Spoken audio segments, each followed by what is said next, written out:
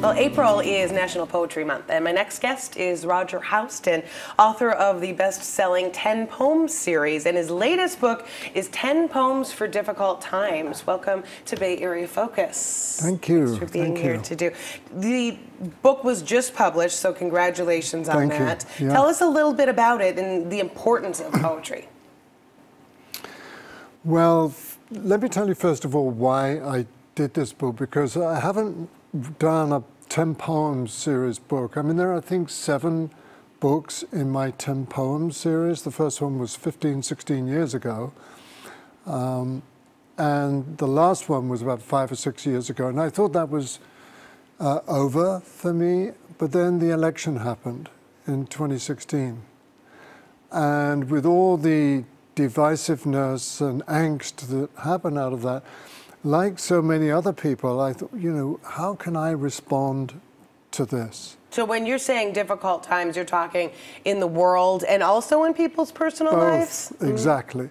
So some of these poems address our collective difficulties, our collective situation, and others more directly intimate, personal, you know, things that we all go through, loss, grief, sorrow, whatever it may be. All of these are universal human feelings. So although we experience them very personally when they're happening to us, everybody else also feels them. So the poems actually bring this to light, and they, as well as being nourishing or giving solace, what poems like this do, for me anyway, is wake me up.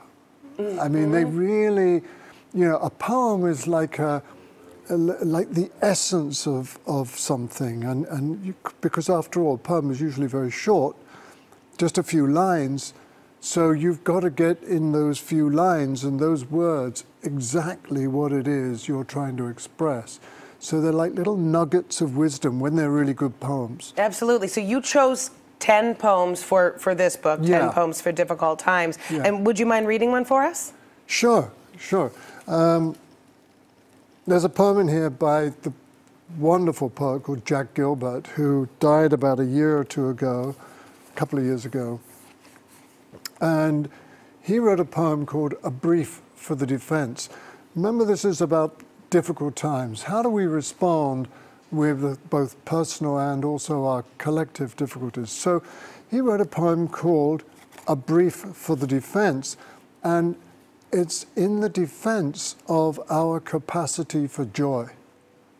So he's saying, you know, however the world is, your joy is absolutely essential. That is an interesting point, because I think a lot of people, especially when they're going through hard times, think, I'm not supposed to be happy right now, I'm in the middle of grief. Right. But you should always appreciate it. Okay, exactly. Please, go for it. So, sorrow everywhere, slaughter everywhere. If babies are not starving someplace, they're starving somewhere else, with flies in their nostrils. But we enjoy our lives because that's what God wants. Otherwise, the mornings before summer dawn would not be made so fine. The Bengal tiger would not be fashioned so miraculously well. The poor women at the fountain are laughing together between the suffering they have known and the awfulness in their future, smiling and laughing while somebody in the village is very sick. If we deny our happiness, resist our satisfaction, we lessen the importance of their deprivation.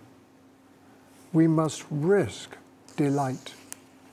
We can do without pleasure, but not delight, not enjoyment.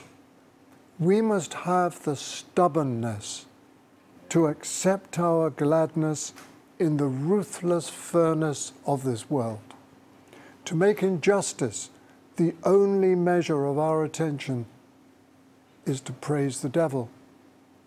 If the locomotive of the Lord runs us down, we should give thanks that the end had magnitude. We must admit there will be music in spite of everything. That is wonderful, and I think it does speak to the way a lot of people feel and go through their own emotions and process things. So. You know, it reminded me, that last line, "There must be music in spite of everything," of Sarajevo in the 1990s when it was being completely encircled and besieged, and snipers were firing all day long. The Sarajevo City Orchestra would go out every day and play Music. Thank you for that, Roger. If you want to check out his book, 10 Poems for Difficult Times, that is where it is, and you can find it on Amazon and where books are sold.